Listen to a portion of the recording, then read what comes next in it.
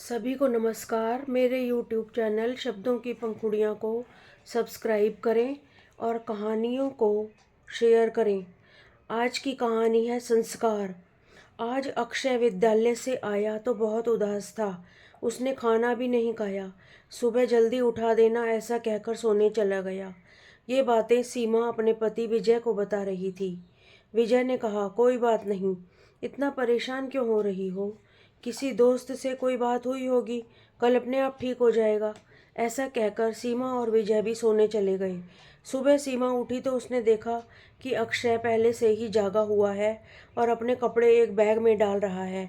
तभी अक्षय के पिताजी विजय उठकर आ गए। दोनों पूछते हैं, अक्षय, तुम अपने कपड़े बैग में क्यों डाल रहे हो? तुम कहाँ जा रहे हो? क्या स्कूल की तरफ से कोई पिकनिक है? अक्षय ने कहा, नहीं मम्मी पापा, मैं दादी से मिलने जा रहा हूँ। दोनों आश्चर्यचकित होकर बोले, ये क्या कह रहे हो? क्या तुम्हें पता नहीं है कि तुम्हारी दादी की मृत्यु हो चुकी है?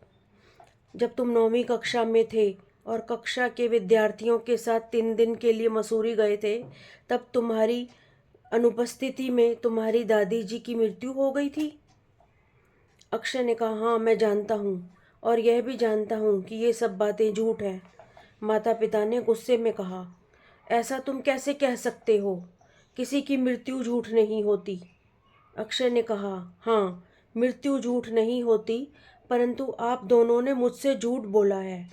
कल विद्यालय वाले हमारी 10वीं कक्षा के छात्रों को वृद्धाश्रम में वृद्धों से मिलवाने ले गए थे, ताकि बच्चों से मिलकर बुजुर्ग खुश हो सकें। वहाँ मैंने अपनी दादी को देखा, उनसे मिला और उनसे बहुत सारी बातें भी की।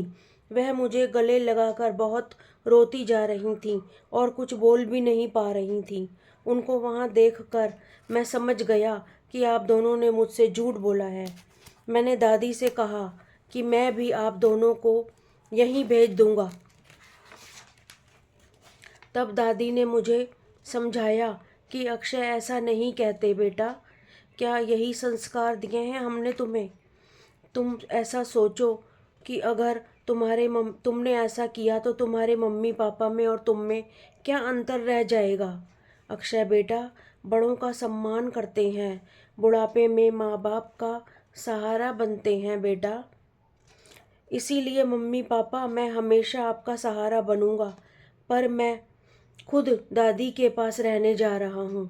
और उधर उसकी दादी सुलेखा मन में सोच रही थी कि जो संस्कार मैंने अक्षय को दिए वही मैंने विजय को भी दिए थे, फिर उसने मेरे साथ ऐसा क्यों किया? सीमा और विजय अक्षय की बातें सुनकर शर्मिंदा हो गए और उसी दिन शाम को अक्षय की दादी यानी कि सुलेखा जी के पास पहुंच गए और अपने किए की माफ़ी मांगी और आदरपूर्वक उन्हें वृद्धाश्रम से वापस घर ले आए। पोते अक्षय के कारण सुलेखा जी के संस्कारों की जीत हुई थी और उन्हें अपना परिवार वापस मिल गया था। धन्यवाद।